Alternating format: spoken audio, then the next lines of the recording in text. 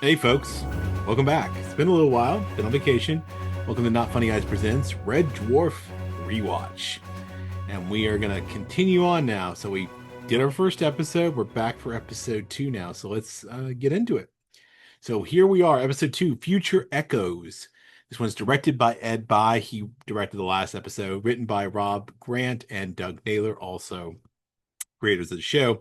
And interestingly enough, just for your tidbits, if you want to feel really old like I do, this came out when I was 8 years old. It came out in February 22nd, 1988. Yikes.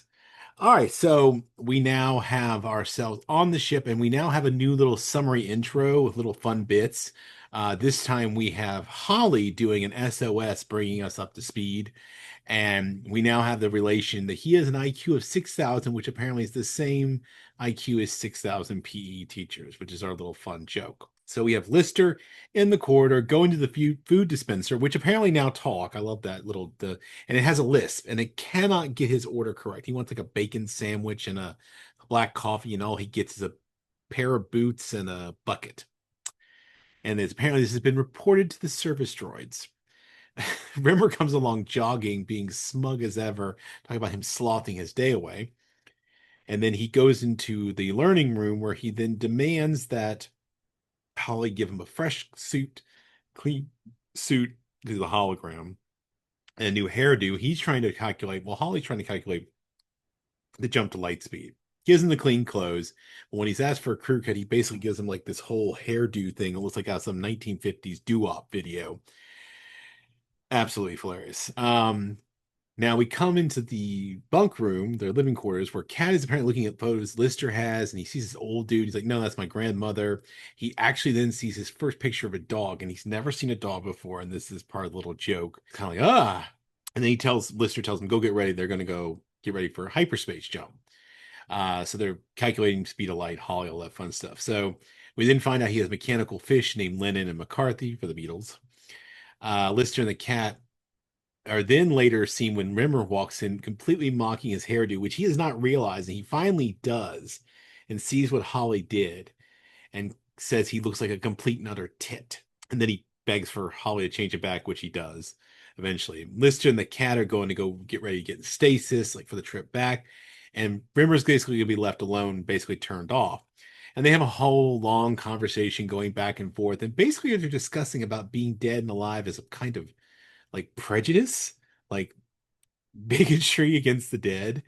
It's quite a little tickle.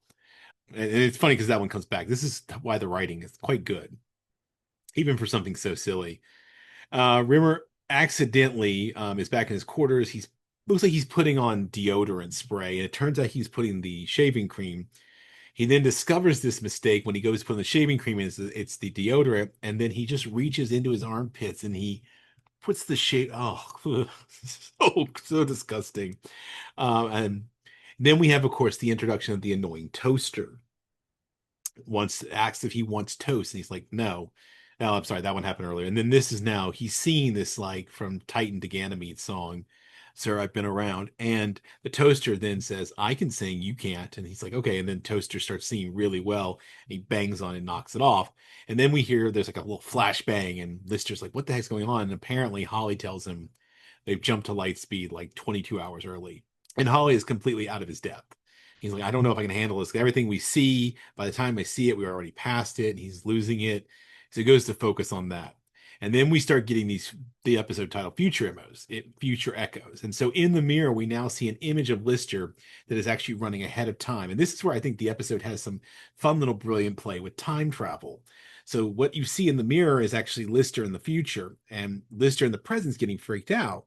And he has a shaving accident, and then in the mirror calls Lister and Rimmer in, and then it actually happens in real life. And so it's actually, like I said, a fun little piece of writing, the shaving accident. We see at Stasis, the cat has brought his wardrobe. He has an entire rack and apparently 10 others.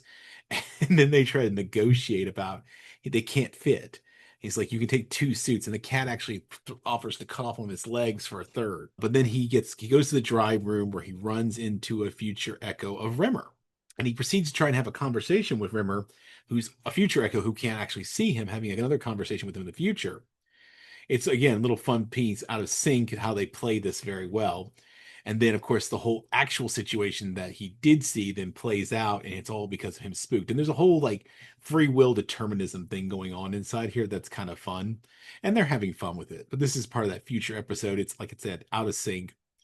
And apparently, the whole conversation centers around the fact that Rimmer wants to be left on. He doesn't want to be turned off because the whole idea is that they get back to Earth, he won't be needed. He'll never be reactivated. When they're leaving the drive room now, finally, they run into the cat running, screaming, "I lost my tooth! I lost my tooth!" They enter the quarters. And now Rimmer finally believes Lister about the whole future echo things because they now see the cat, even though he just ran by them. And he's trying to skip one of them. He's trying to scoop one of the mechanical fish out of the tank. Rimmer asks what is happening to Holly. Lister tells him it's Lightspeed, which it is. And of course, Holly then explains it to him after realizing he can't explain it as simple as Dave could understand it. And he says, "You're catching up to things that you're about to do before you've done them." And so light speed effects are going to continue until they basically start to decelerate. They see a picture. In the picture, Lister is holding two babies. It's a future echo. And so they're like, I don't know how that's going to happen. So they're like in a little place where they're perplexed by these things that they're seeing. They don't know how they're going to see them. And then we see the Scudders for the first time, the little service robots. And apparently they've got a letter begging Lister not to go into stasis and leave them with Rimmer. Nobody likes Rimmer, not even the droids. There's another bang in the drive room. Lister runs in. Rimmer claims he just saw him die in a really hideous way. Horrible description of death given by Rimmer that he keeps rubbing it in that this is going to happen and he can't avoid it. Lister asks Rimmer, like, what age did I look? And he says, how old are you now? And he says, I'm 25. He's like, mid 20s. He's trying to, this literally goes back to their whole death conversation from earlier. Like, you can't avoid this. And now how does it feel to be on your side of the foot? So he thinks that sort of a proof of concept is maybe he can stop the cat from breaking his tooth. So he figures it out that the cat is going to eat his robot fish, and so they rush to stop him.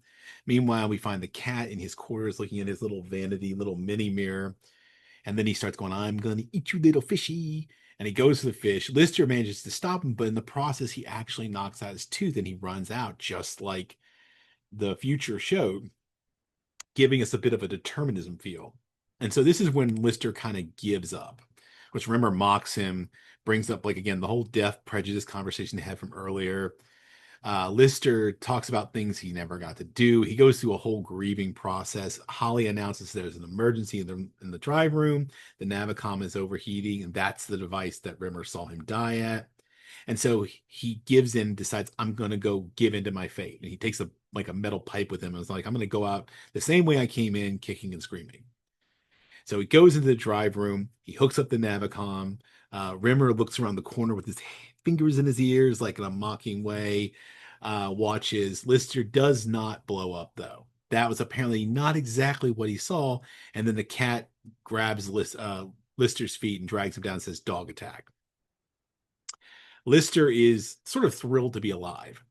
They return to the quarters with Rimmer, where they see a future echo of his old self, and he tells him 171 years old. Talks about him, tells him that it was actually his son, Bexley, his second son, apparently, who he saw die in the drive room. He has two sons, Jim and Bexley, named after Jim Bexley Speed of the London Jets, who are like Astro football team. So he says, you got to go to the infirmary now to take the picture, because apparently as they're now decelerating, they're seeing things that are closer to their time frame. And of course, Rimmer is so insistent that he wants to know what his future was, that he become an officer, and he leans into Lister, and Lister says, come closer. Old Lister says, come. And then he, like, blows him off. He's like, you get. And of course, the future echoes, and this is when they didn't get the photo, and you get to see the photo developing as we finally pull away at the end of the episode.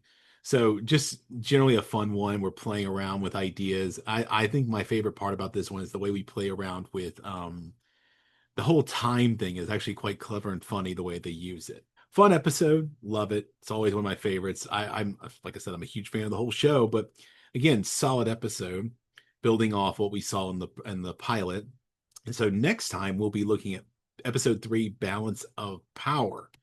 So we'll be taking a look at that next time. In the meantime, please feel free to follow, like, subscribe, comment, Tell me more about you if you've enjoyed Red Dwarf or if this is your first time. Love to hear from you guys. Also, check out our other Not Funny Guys products. We have our podcast, Off the Reels. We're now venturing into the John Wick series. We've got our Wrestling with the Horror of It All, where Casey and Eric talk about wrestling and horror movies. And then we've got Thinking About Thinking, which is me and Dr. Kristen, our not funny gal, talking about things in academic and writing and all that fun stuff as teachers. So feel free to join us. Check the description below for links to follow us everywhere, including our TikTok and all that stuff. And I will see you next time. And until then, keep it not funny.